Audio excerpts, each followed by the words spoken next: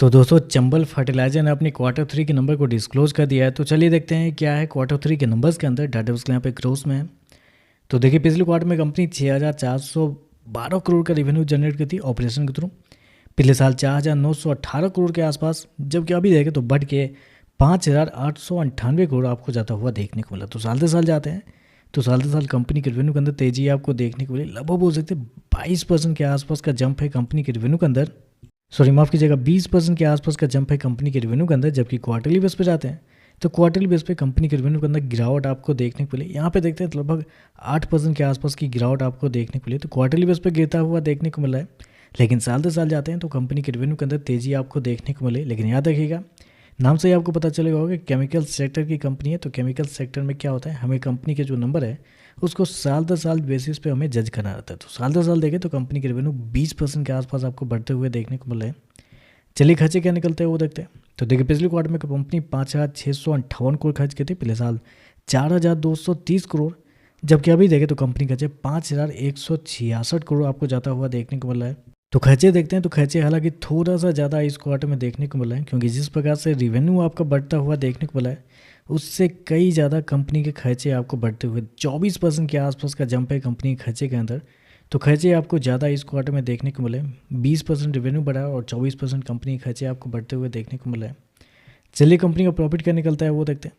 तो देखिए पिछले क्वार्टर में कंपनी 648 करोड़ के प्रॉफिट में थी। पिछले साल 534 करोड़ के आसपास, जबकि अभी देखें तो बढ़ के 586 करोड़ आपको जाता हुआ देखने को मिला। तो साल दर साल जाते हैं तो साल दर साल कंपनी के प्रॉफिट के अंदर तेजी आपको देखने को मिली। लगभग 10% के आसपास का जंप है कंपनी के प्रॉफिट के अंदर साल दर साल।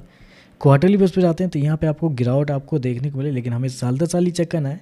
तो साल दर साल देखें तो 10% के आसपास का जंप आपको देखने को मिला है। लेकिन बेसिकली क्या है ना, प्रॉफिट के अंदर तेजी देखने को मिली कंपनी के टैक्स की वजह से, क्योंकि इस क्वार्टर में टैक्स कम लगे हैं पिछले साल के कंपेयर में। क्योंकि पिछले साल 248 करोड़ था, इस क्वार्टर में देखें तो 181 करोड़ ही आपको देखने को मिला है। जबकि आपका रेवेन्यू बढ़ा है तो क्या होना चाहिए, आपके टैक्स भी बढ़ने चाहिए थे, लेकिन टैक्स इस क्वार्टर में कम लगे हैं, जिसकी वजह से प्रॉफिट बढ़ता हुआ देखने को मिला है। क्योंकि ऑपरेटिंग प्रॉफिट देखते हैं तो 752 करोड़ से गिर के 746 करोड़ आपको जाता हुआ देखने को मिला। तो यहाँ पे देखते हैं 1% के आसपास की गिरावट है कंपनी के ऑपरेटिंग प्रॉफिट के अंदर। रेवेन्यू 20% बढ़ा है और ऑपरेटिंग प्रॉफिट आपका 1% गिरता हुआ देखने को मिला है। ईपीएस की बात कर लेते हैं तो देखिए पिछले क्वार्टर में कंपनी का ईपीएस 16 रुपये 19 पैसे, पिछले साल 13 रुपये 34 पैसे, अभी देखो तो 14 रुपये 64 पैसे आपको जाता हुआ देखने को मिला है। तो ईपीएस अच्छा है। ईपीएस के हिसाब से पी बहुत ही सस्ते दाम पे आपको शेयर मिल रहा है। लेकिन प्रॉब्लम क्या है कि सस्ते महंगे से क्या होता है, कंपनी को अगर जब तक कंपनी नंबर नहीं देगी तब तक सस्ता महंगा कुछ नहीं होता है। रेवेन्यू आपका अच्छा देखने को मिला है, लेकिन यहाँ पे देखते हैं तो खर्चे बहुत ज़्यादा हैं। ऑपरेटिंग प्रॉफिट गिर रहा है, वो सबसे बड़ा दिक्कत यहाँ पे निकल कर रहा है। नेट प्रॉफिट बढ़ रहा है क्योंकि टैक्स इस क्वार्टर में कम लगे हैं, जिसकी वजह से नेट प्रॉफिट आपका बढ़ता हुआ देखने को मिला है। तो आप कह सकते हैं नंबर थोड़े से मिक्स टाइप के नंबर आपको देखने को मिला। पिछले क्वार्टर में नंबर अच्छे थे, उसके बावजूद शेयर चला नहीं, शेयर के अंदर गिरावट ही आपको देखने को मिली। इस क्वार्टर में तो थोड़े से मिक्स टाइप के नंबर आपको देखने को मिले। तो देखते हैं मार्केट इस पर कैसे ये कहता है। वीडियो पसंद आए तो लाइक कीजिएगा, साथ में साथ चैनल को सब्सक्राइब जो कीजिएगा। धन्यवाद।